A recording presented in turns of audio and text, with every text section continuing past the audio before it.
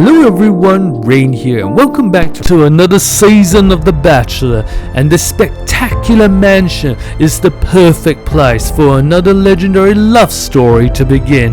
This time it's quite literal, as time travel has allowed for our Bachelor and the ladies to prove that love knows no boundaries. They are smart, powerful, beautiful women, and they're hoping that a happily ever after romance is gonna happen with our Bachelor.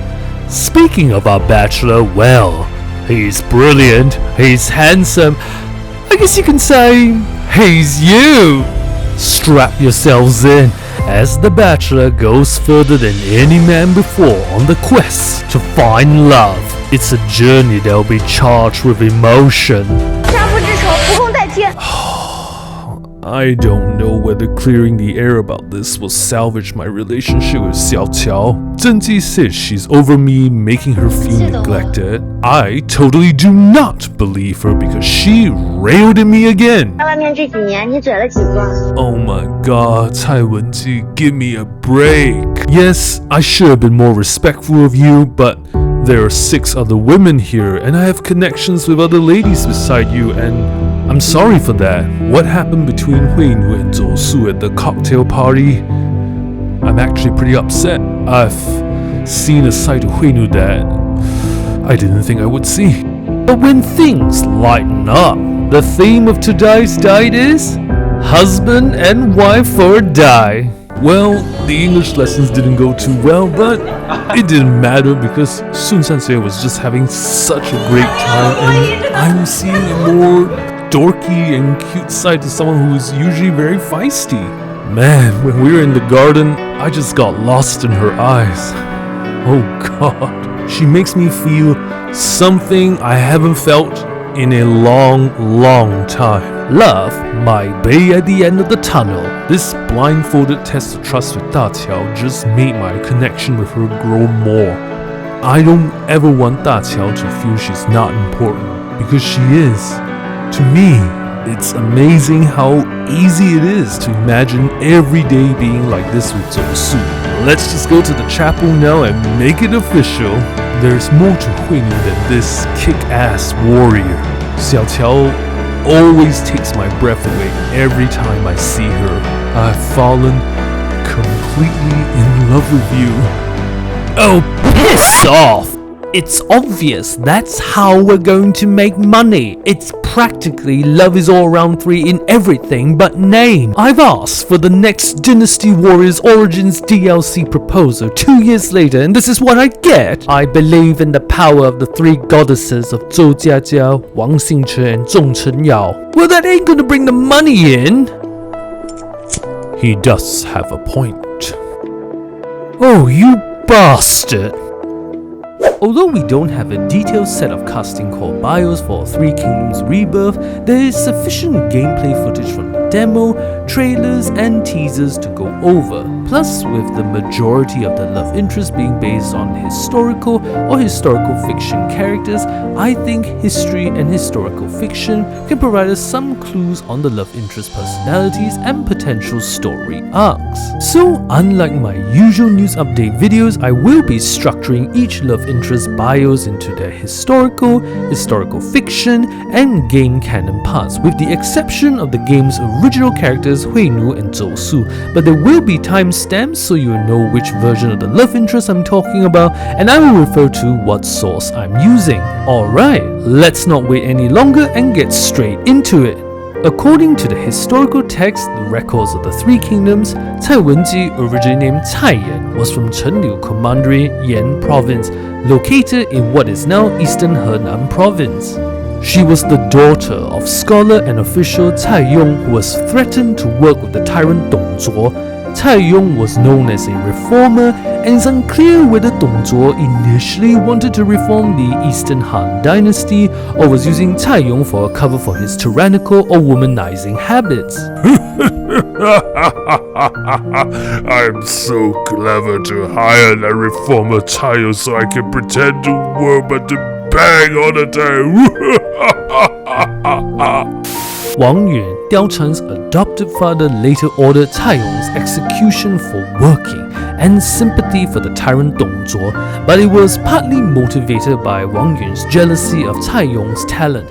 It was said that Wang Yun changed his mind, but the order came too late. Cai Wenji was well-read, eloquent, and skilled at music, calligraphy, and literature. According to the Cai Yan Biezhuan, or unofficial biography of Cai Yan by an unknown author, Cai Wenji could tell at 6 or 9 years old what time every string of the zither that her father was playing at night broke, despite not being able to see him. Cai Wenji was likely 16 or 17 years old when she was first married to Wei Zhongdao of a powerful scholar family, a normal marrying age for the period. The couple had no children when he died in 190 AD, and she moved back to her father's home after her husband's death. Around 194 AD, during the chaotic years of the Eastern Han dynasty's collapse, Cai Wenji was captured and taken by the nomadic southern Xiongnu to the north. The exact details like how, when, and where Cai Wenji was captured by the southern Xiongnu are unknown. The unofficial biography of Cai Yan states that she was taken as a concubine by the Xiongnu worthy king on the left or right,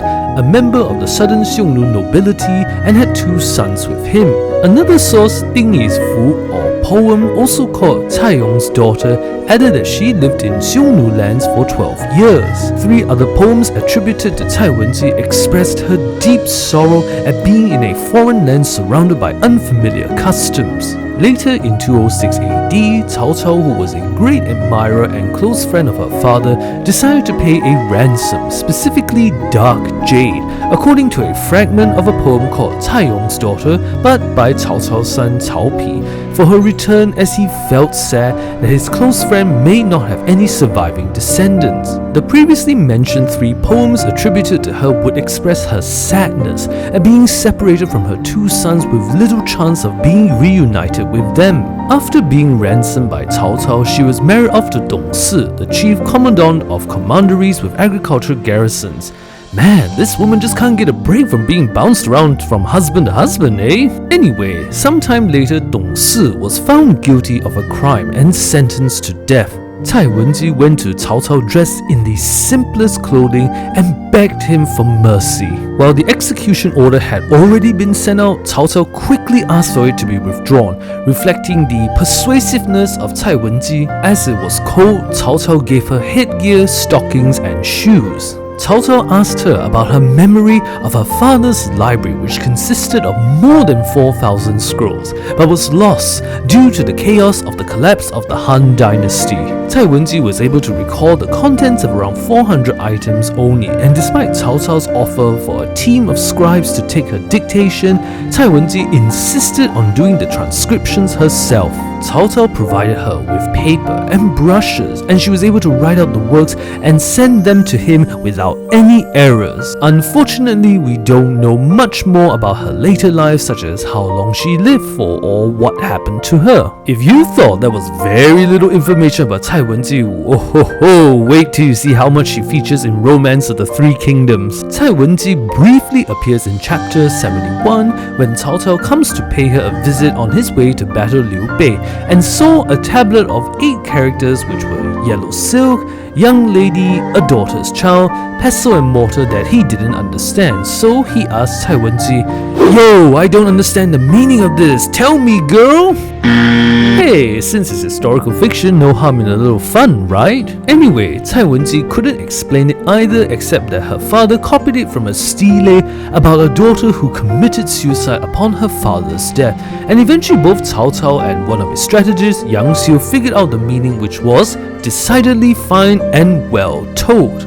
Played by Zhong Chenyao, well known for her roles as Zheng Ziyan and Xie Ke in the 2 Love Is All Around installments respectively, Cai Wenji has been married to the protagonist Liu Xiaoshan for a few years. Based on this flashback in the updated demo with a teary-looking Cai Wenji presumably in danger while in a carriage and her respectful bowing gesture, I think Liu Xiaoshan might have saved her life in the past. She's aware that Liu Xiaoshan is a time traveler from the future and told her when they got got married. She said that Liu Xiaoshan taught her things like dancing and modern-day expressions that wouldn't be appropriate for a Han Dynasty lady, and reflects that she's a lot more humorous than her historical or historical fiction counterparts. Although not stated explicitly, and assuming the game's playable portions follow the demo structure with Dong Zhuo's death in 192 AD, I believe that the protagonist takes the place of her historical first husband Wei Zhongdao. Similar to her historical counterpart, she's also a skilled musician whose instrument of choice was supposedly the qin.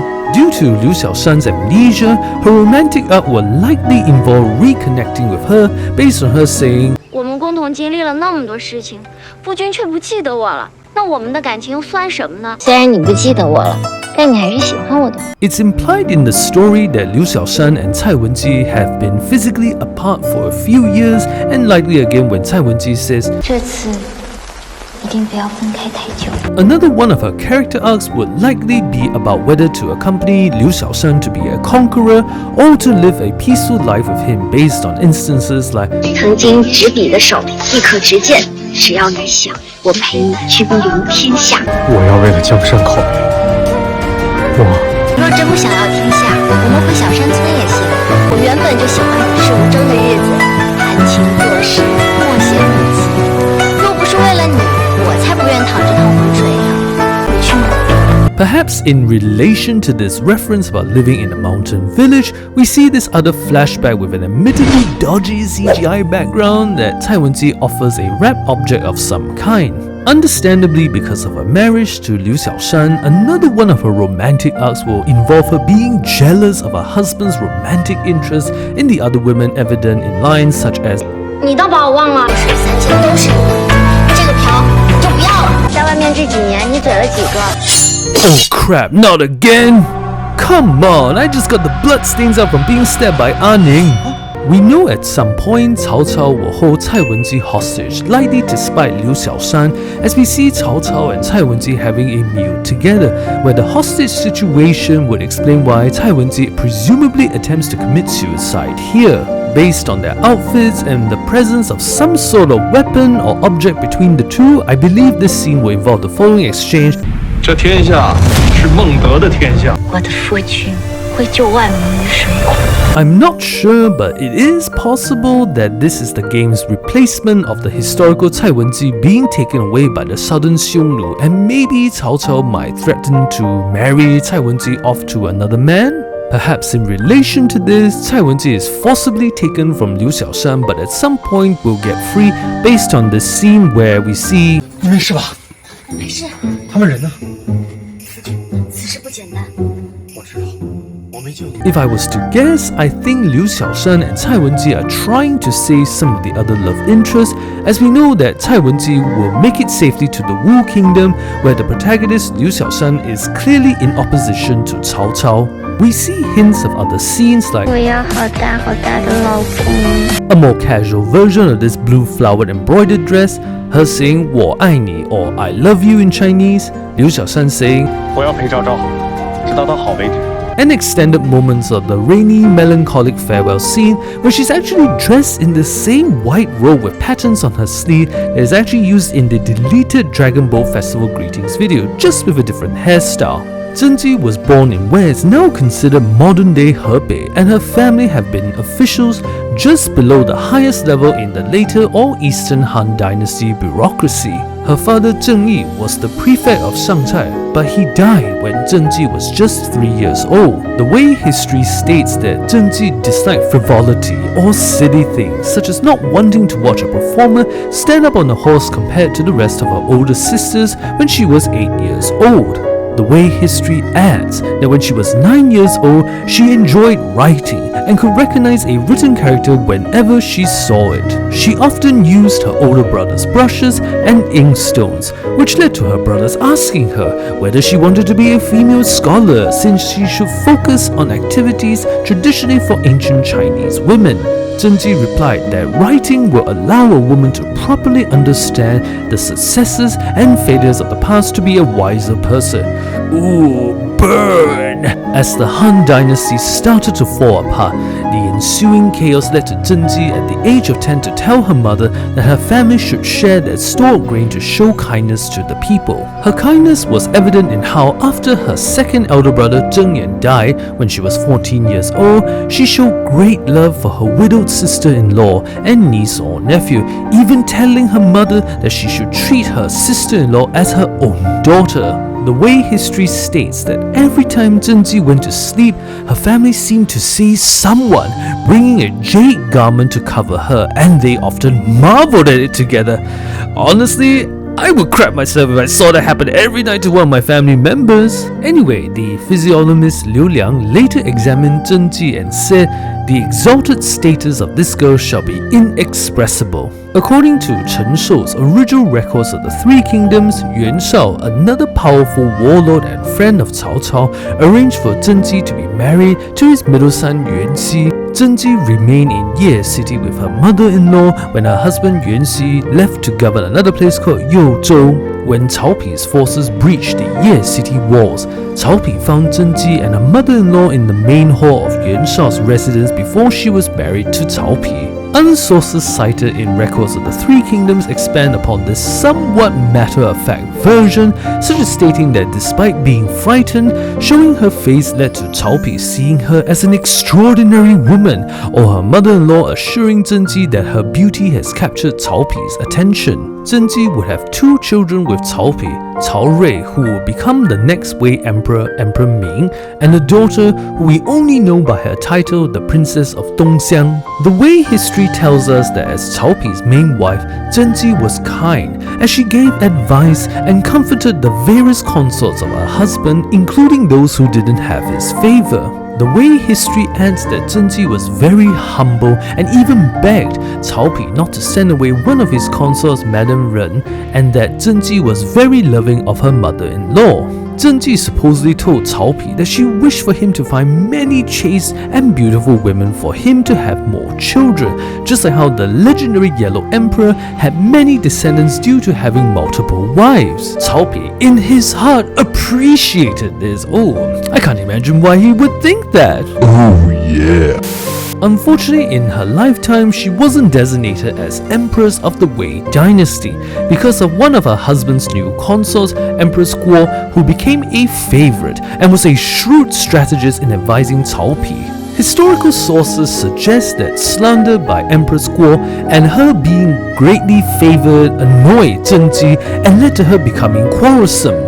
Cao Pi ordered her to commit suicide after growing frustrated with her behavior, and she wasn't given a proper burial. Another version of Zhen Ji's death, although unlikely to be true, states that Zhen Ji died of illness after turning down 3 times a sealed letter from Cao Pi regarding coming to see him about naming an empress. Due to her son Cao Rui's love for her and subsequent events, Zhen Ji's story doesn't end here. Cao Rui gave distinctions to members of the Zheng family and built a temple in her honor. In the Han Jin Spring and Autumn Annals, it's stated that Cao Rui learned of Empress Guo's role in his mother's death and was deeply resentful of it, hounding his stepmother until she died. So justice was served, albeit in a bittersweet manner. Fascination with the tragedy surrounding Zhen Ji led to various fictional stories about her. One of the more popular fictional stories is that her brother-in-law Cao Zhi, who was also a rival to her husband Cao Pi, was secretly in love with her and wrote a poem about her called the Fu, or Rhapsody on the Goddess of the Law. It's very brother versus brother. It's almost biblical. And a little bit cliché. In a new account of Tales of the World, there is an anecdote of Cao Cao deliberately defeating Yuan Xi to have Zhen Ji for himself. But before you go, oh my god, the younger brother and now the dad is into her?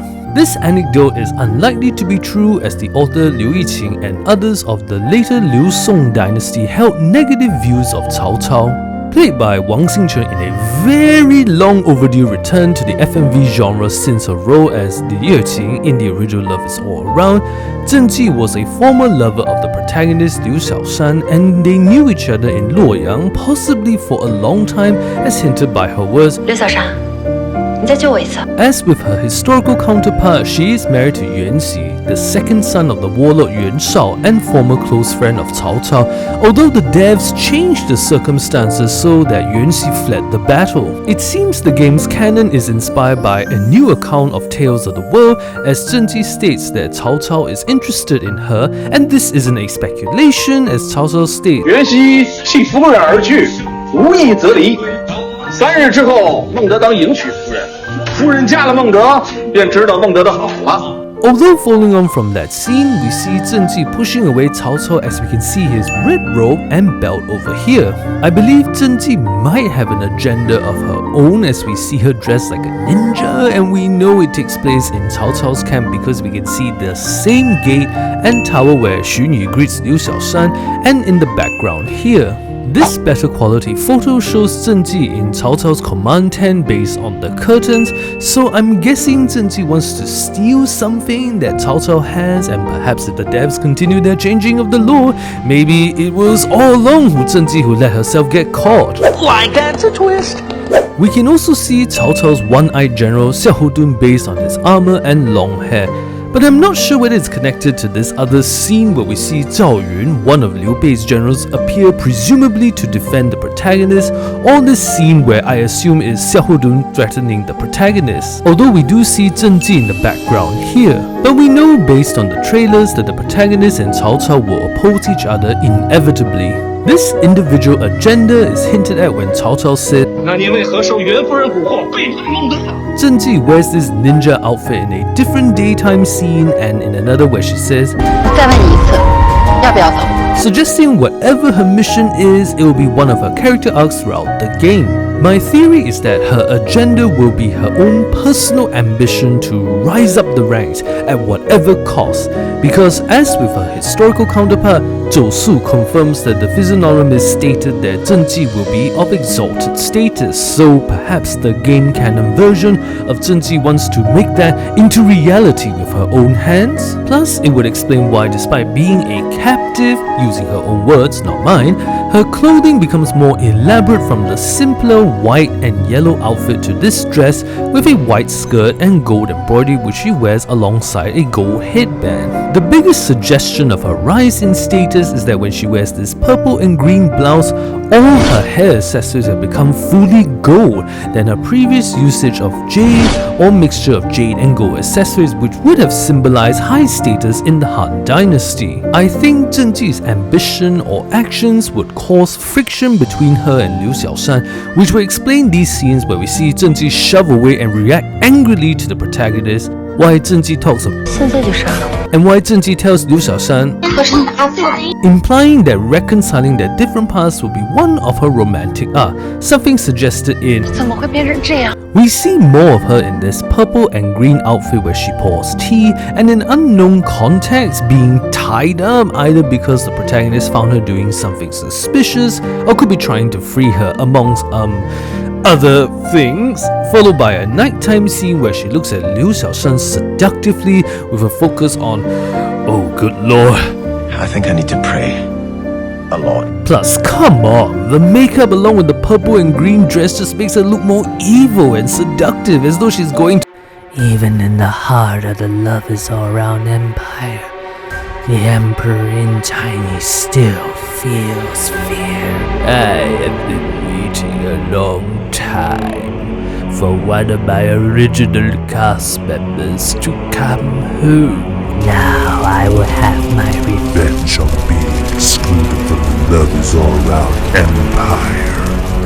Your arrogance blinds you, Wang Xingchen.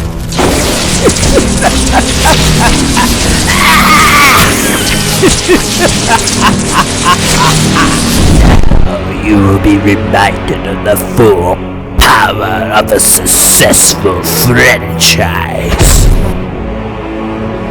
Wow, I just had the strangest vision.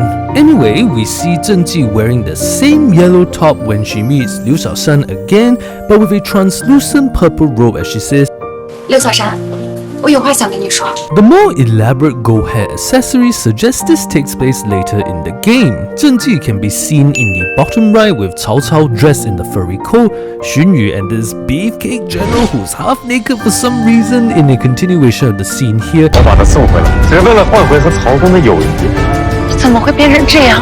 Which I'm not sure whether it's a bad ending or part of a ploy. We see her kissing Liu Xiaoshan's hand, and based on lip reading, Zhen Ji might be saying, Liu Xiaoshan, 你怎么?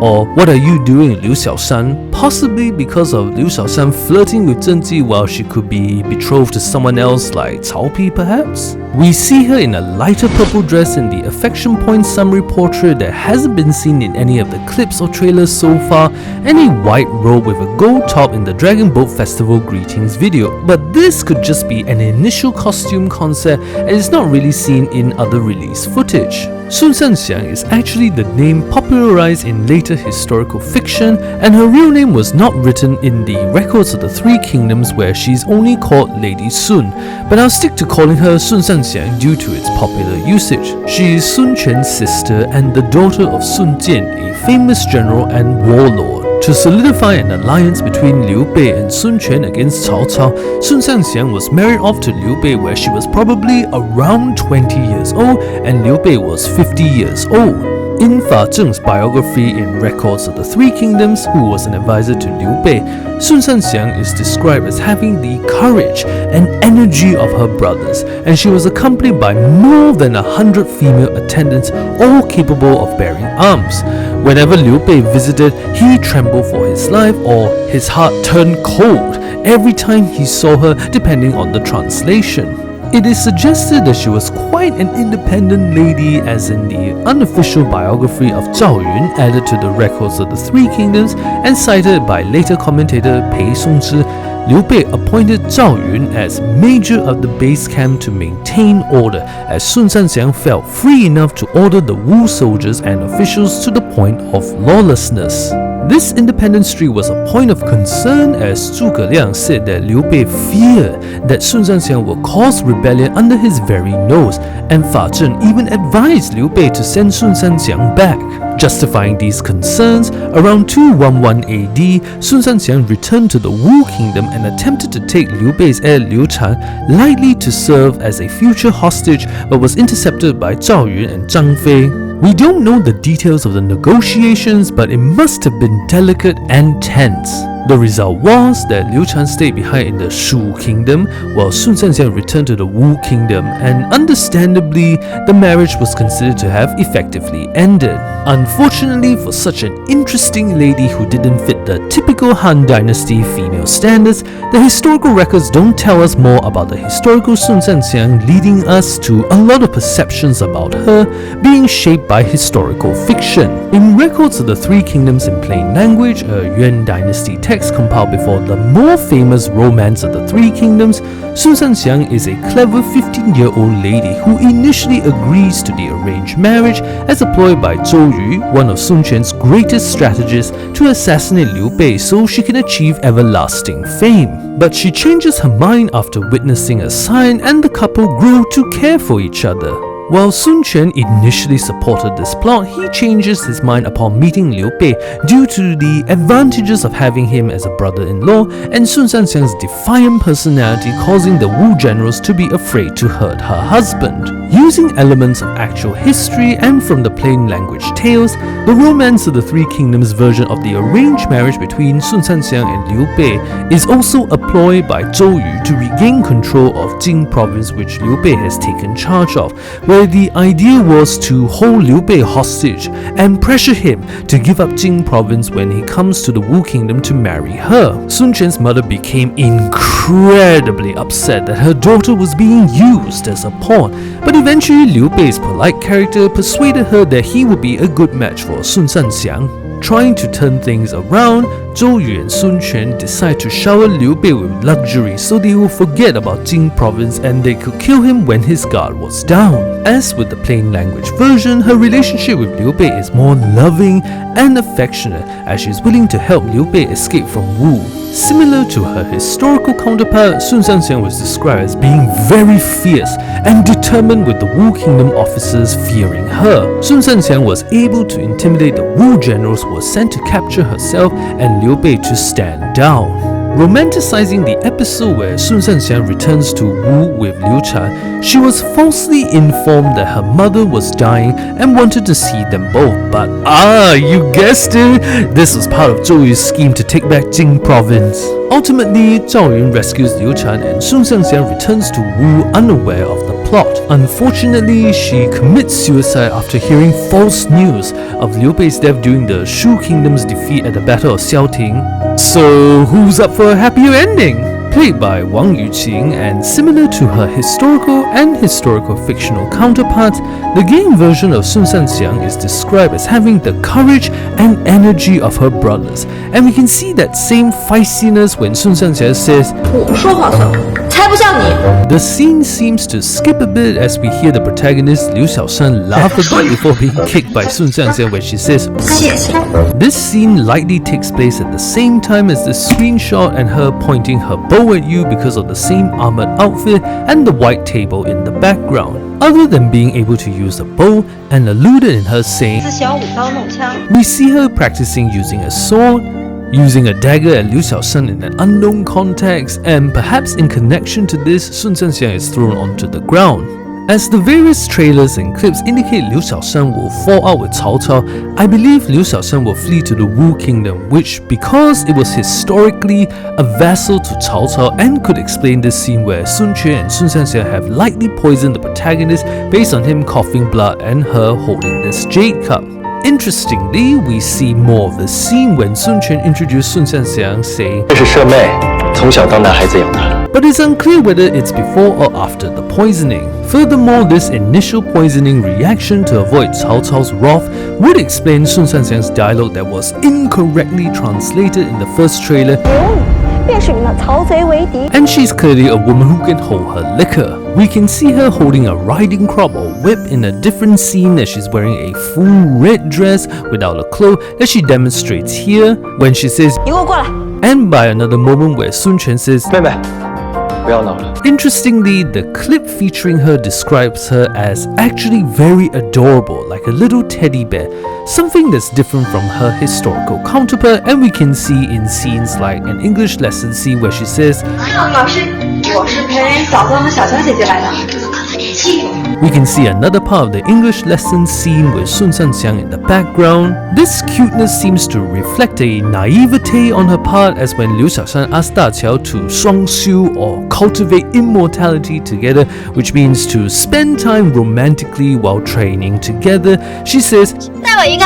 and if the term sounds familiar, it's because you heard it before in 他要跟我双修。双修的话，双修。 her romantic art will involve her feeling not appreciated for her true self, as she's not a traditional Han Dynasty lady as hinted in 铁不避讳男女大防，红威将军莫要见我。别人都说我不守妇道，仗着公主的身份交好无聊，只有你收了。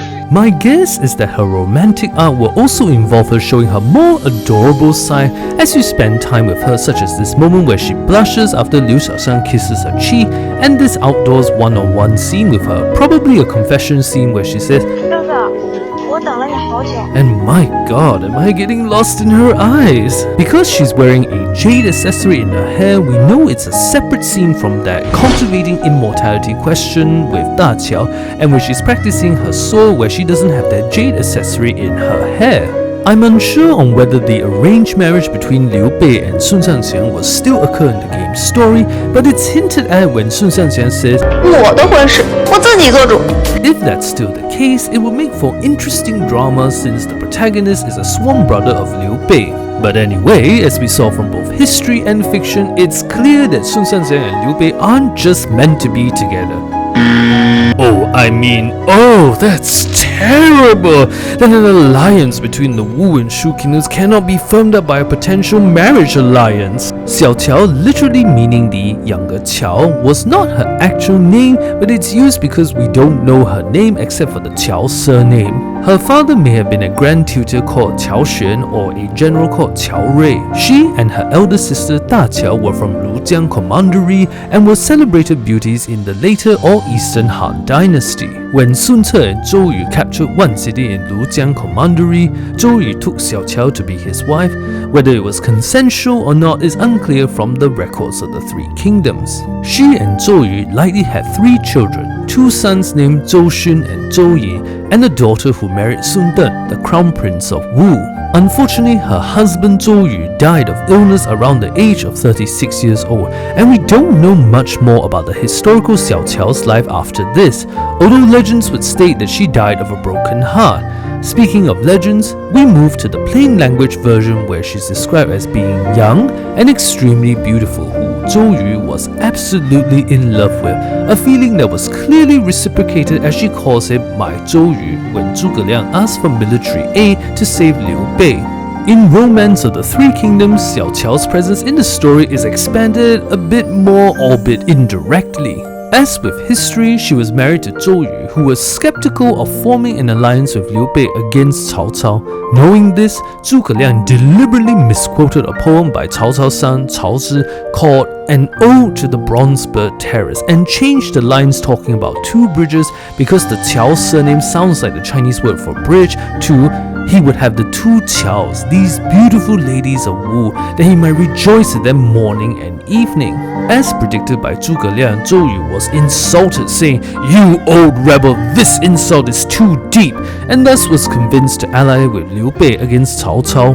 Although a scheme by Zhuge Liang, the novel suggests that Cao Cao does have a romantic interest in the 2 Qiao sisters, as he said it would be his special wish to conquer the Wu kingdom and have the Qiao sisters who are fair and lovely beyond words. Similarly to her historical counterpart, we don't really know much more about Xiao's life after the death of her husband Zhou Yu, who dies in a jealous rage over Zhuge Liang's capabilities. The game's version played by Zhou Jiajia, who previously played Xiao Lu in the original Love Is All Around and Princess Ai Xiamo in My Journey, is also a celebrated beauty like her historical and fictional counterparts. Because of this, Cao Cao wants to find both Xiao and her elder sister, which is why in the demo she hides her identity. Divulging from history and fiction, Xiao is a medical disciple of the Taoist mystic Zuo Ci, who basically messes with Cao Cao with magic and cannot be tortured at all by Cao Cao.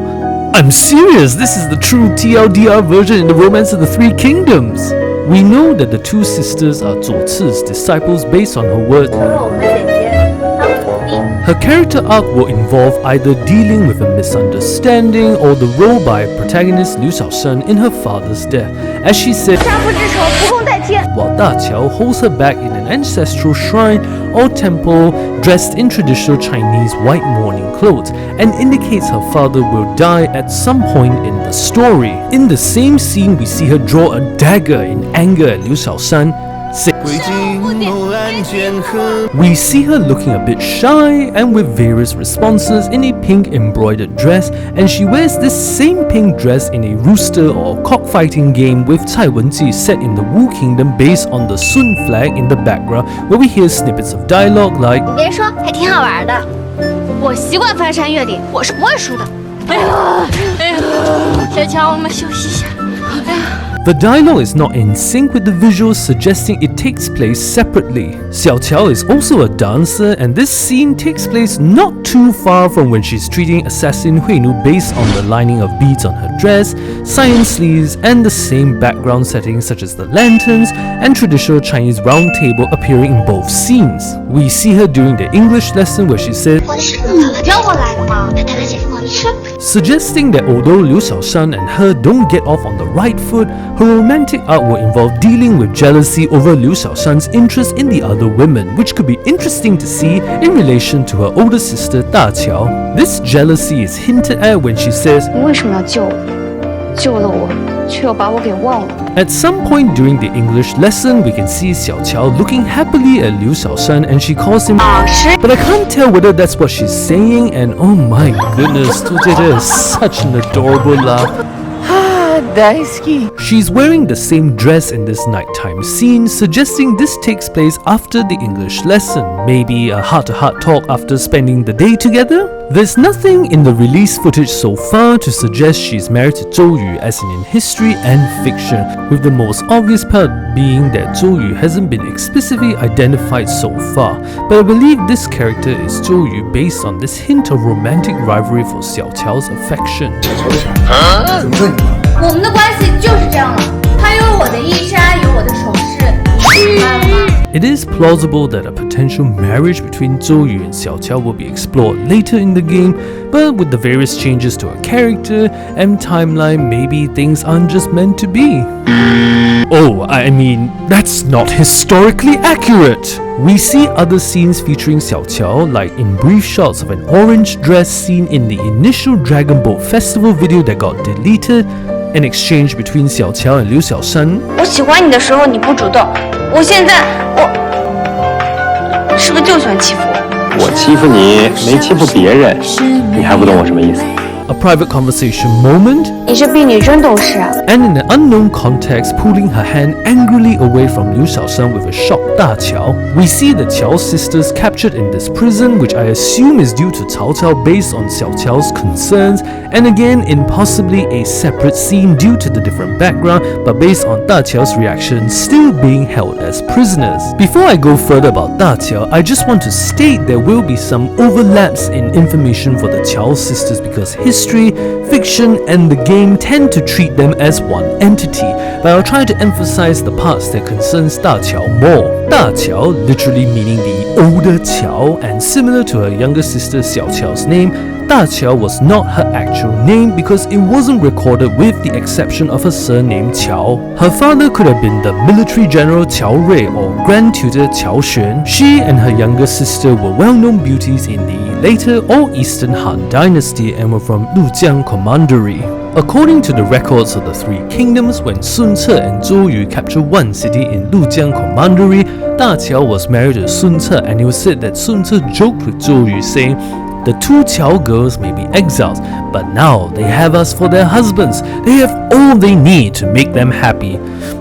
Sounds like you're praising your good looks a little bit too much there, Sun Ce. Unfortunately, Sun Ce died a year or less after his marriage to Qiao in 200 AD. The couple possibly had a son named Sun Shao, but he was either only a few months old or may have been born after his father's death.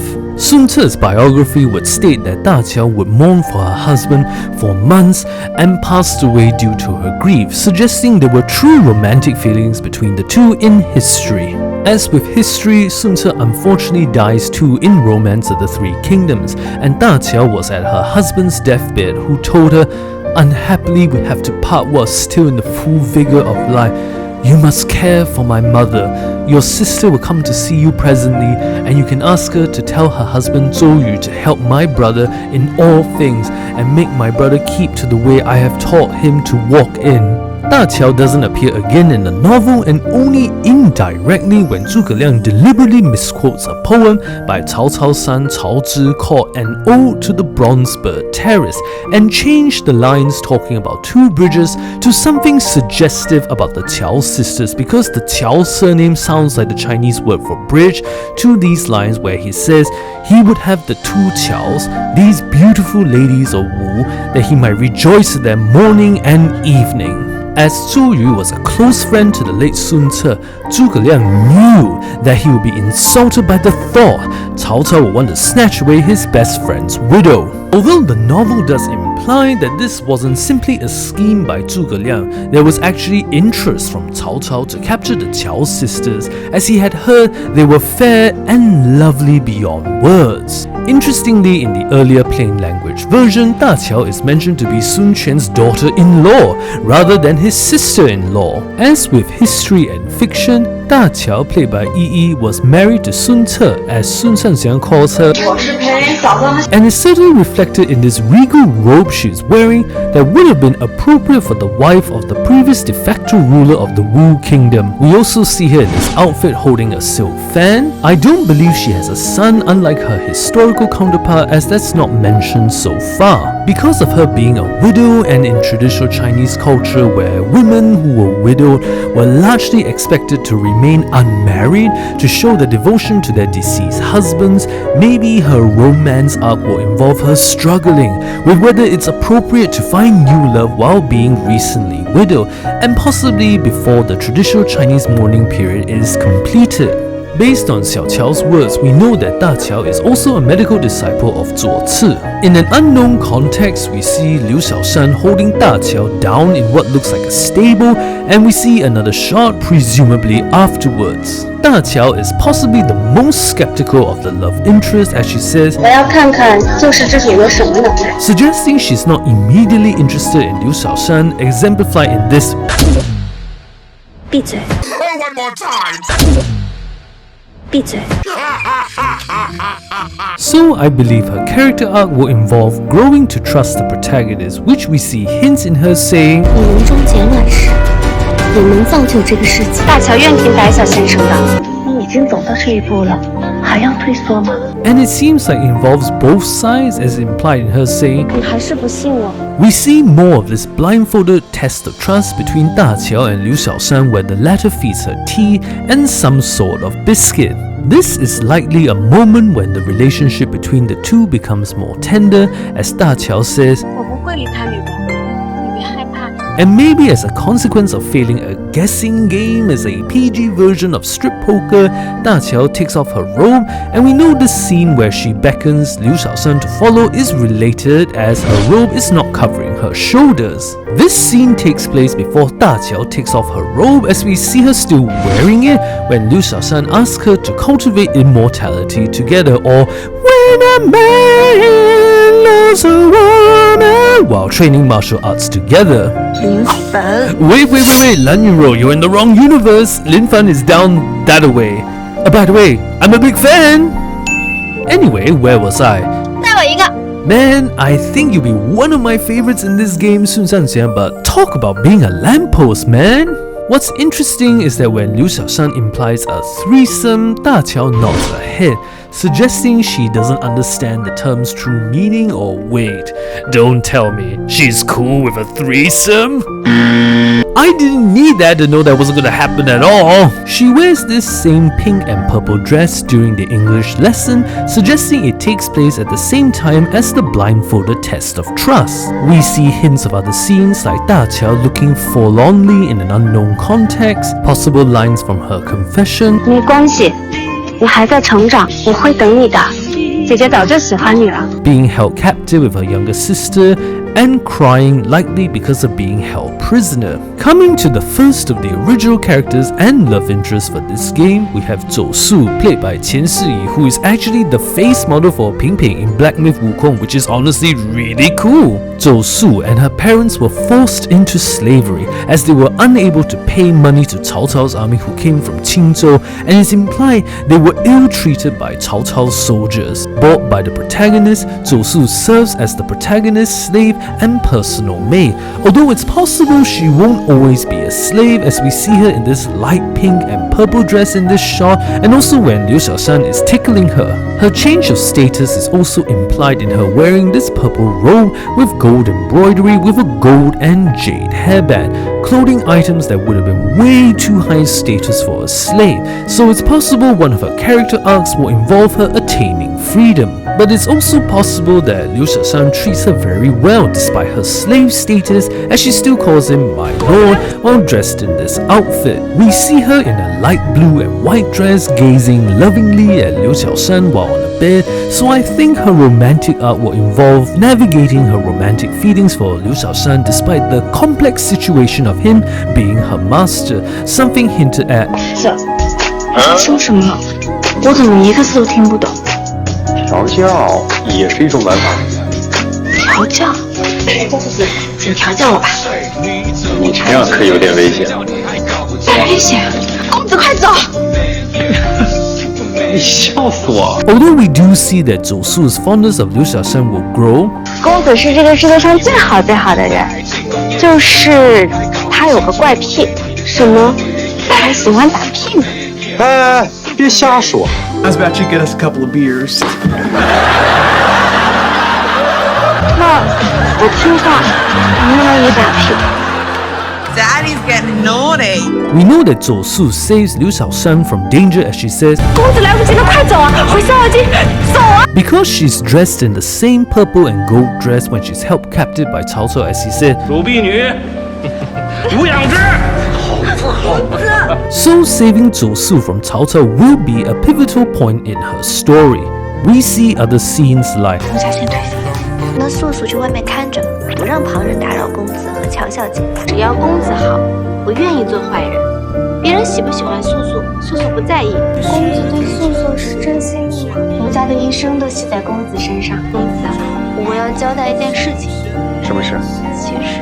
Coming to the second original character and love interest for this game, we have Huinu, whose name means Grey Slave or Grey Servant, played by Sheng Muzhiyi. Huinu is an assassin for Minister Wang Yun, Diao Chan's adopted father, who was close friends with the protagonist Liu Xiaoshan, which may be how Huinu knows Liu Xiaoshan and explains her reaction of 你不记得我？ Interestingly, we hear Huinu asking the same question slightly differently here.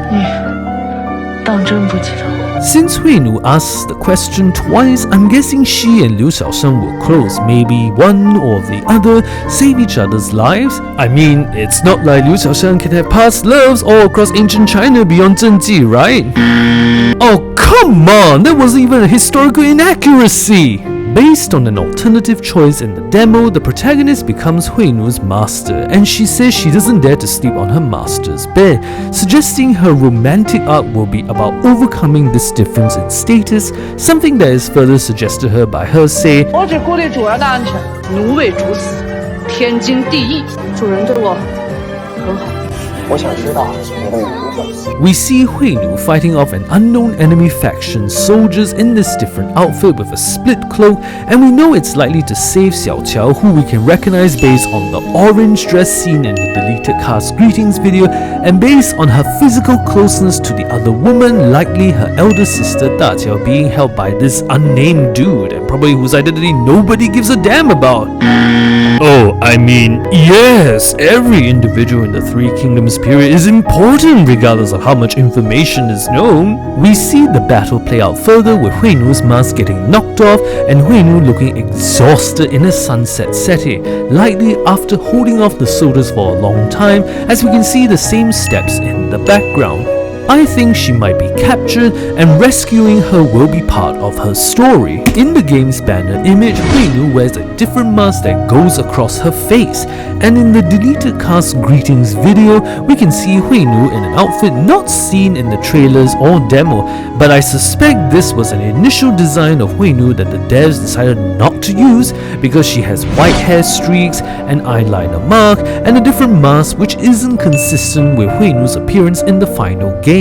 The character of Diao Chan was likely based on an unnamed palace lady who was part of the harem of Dong Zhuo, a warlord who seized control of the later or Eastern Han dynasty. One of Dong Zhuo's generals and his adopted son, Lü Bu, had an affair with this unnamed palace lady, and Fan Ye's Book of the Later Han, a later historical text, stated that Lü Bu was afraid that Dong Zhuo would find out about the affair, something that historians like Rafe de Crespigny believe contributed to Lü Bu's decision to betray Dong Zhuo. And yeah, just one paragraph, that's all we have about the historical unnamed version of Diao Chan, and I really kid you not. Because of the lack of historical information, our perceptions and knowledge of Diao Chan is primarily shaped by historical fiction, starting with records of the Three Kingdoms in plain language, compiled during the Yuan dynasty, which was at least 800 years later than the Three Kingdoms period, and it is the earliest mention of Diao Chan's name. She is introduced as Lü Bu's wife who has been separated from him at a military engagement at Lintao for 3 years when Minister Wang Yun decides to look after her. Wang Yun then deliberately promises Diao Chen to Dong Zhuo during a banquet when he became infatuated with her after hearing her sing while secretly promising to return Diao Chen to Lü Bu. Lü Bu would discover his wife was being held by Dong Zhuo almost by accident and kills Dong Zhuo, who was drunk. Diao Chen would accompany her husband and be sad at any thought of being separated again from Lü Bu, where his feelings for her would partly contribute to him being distracted and defeated by Cao Cao and Liu Bei. While Lü Bu was beheaded, we don't know her ultimate fate in the plain language version. The more famous Romance of the Three Kingdoms version does follow some of the story beats in the plain language version, but with some noticeable changes or additions. Diao Chen is Minister Wang Yun's adopted daughter who was beautiful, clever, and taught to sing and dance. Unlike in the plain language version where she's used as a pawn in Wang Yun's schemes to divide Lü Bu and Dong Zhuo, Diao Chen actually agrees to the plan to repay Wang Yun's care for her and to remove the tyrannical Dong Zhuo. Also, unlike the plain language version, Diao Chen is not Lü Bu's wife and had never met him before. The scheme broadly plays out the same as in the plain language version, where Wang Yun's promises of marrying off Diao Chen to both Lü Bu and Dong Zhuo result in the two falling out, but with more scenes such as a famous one at the Phoenix Pavilion where Diao Chen attempts to commit suicide to prove her devotion to Lü Bu when the latter asks her why she's with Dong Zhuo. Interestingly, this might have been the inspiration for this scene when Cai Wenji attempts to commit suicide in front of Cao Cao. Back to the story, hoping to let Dong Zhuo catch them in the act, Diao Chen kept Lü Bu around longer with sad words, and eventually Dong Zhuo's discovery of their PDA causes Lü Bu to ultimately side with Wang Yun to betray Dong Zhuo. She's not mentioned any further in Romance of the Three Kingdoms after Lü Bu's capture and execution by Cao Cao. Diao Chen's fates are so varied and different that it's honestly very hard to tell which one occurred to the historical palace lady or servant Lü Bu had an affair with such as one being killed by Guan Yu or becoming an immortal. No, this isn't confirmation she's gonna appear in Knowledge of No Lady, even though that would be cool. Before I go on into the game canon portion, I have to put a disclaimer here because of some things I've noticed. Firstly, at the end of the updated demo chapter, Diao Chen's portrait doesn't appear at all in what I believe is the affection point summary page, suggesting she's not a full-fledged love interest. This is further suggested by the fact that Qiao and Sun Shangxiang's portraits are present despite not appearing at all in the demo chapter. In addition, Diao Chen not being a full love interest would explain her absence in the trailers and most of the teaser clips released so far. I might be wrong, and of course, I would love to have Diao Chen as a full love interest, but I thought it's worth bringing up. Diao Chen is played by actress Zhen Ji, who was actually cast in an FMV game called Welcome Heartbeat Cafe that's slightly been abandoned due to the lack of updates. Similar to her historical fictional counterpart, we see Diao Chen dancing in the flashbacks of the updated demo in a white and orange blouse in an outdoor scene. Because she doesn't really look straight at the camera, it's possible this could be an intro-style montage when Liu Xiaoshan first meets Diao Chen. Since the protagonist Liu Xiaoshan was close to her adopted father Wang Yun, it's possible that the protagonist and Diao Chen have met before. In the other flashback, she's wearing that same white and orange blouse, but now with a red cloak, suggesting it takes place later in the day of the first flashback. In the first indoor scene, I think she's saying, 那我脱下来 or let me take this off. Probably flirting or seducing Liu Xiaoshan perhaps? In the second outdoor scene with a garden lake, I think she's saying, 那我们会 or then let us do, but it unfortunately blurs out before I can catch anything else. Maybe it's in relation to killing Dong Zhuo or to persuade Lü Bu. We do know that ultimately Liu Xiaoshan and Lü Bu will kill Dong Zhuo based on Liu Bei's word. We see her again in that same white and orange blouse with the red cloak, but what's interesting is that we can clearly see she has some sort of tattoo with red wavy lines that is also present in the flashbacks. Diao Chen isn't described with having a tattoo in historical fiction, nor is she traditionally shown with any sort of tattoos, as actress Zhen Ji doesn't have that tattoo on her other Douyin or TikTok videos.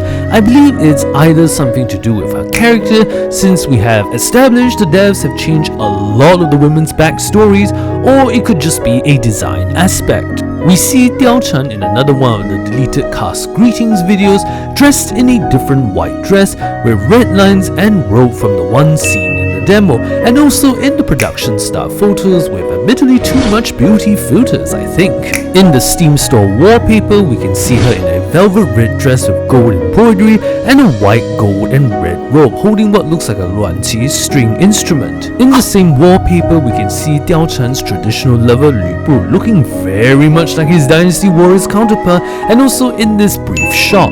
If my theory that she's not a full love interest is correct, I believe it's because she's Lü Bu's love interest as in historical fiction, and could be why Zhang Fei chortles here when Liu Xiaoshan asks about Diao Chen, but we'll have to wait and see. The game will be coming out very soon on 28th of April, so I look forward to playing it, and if the English subtitles aren't great, maybe doing some sort of best of scenes compilation with improved translated subtitles. Thank you all for all your support, and please take care.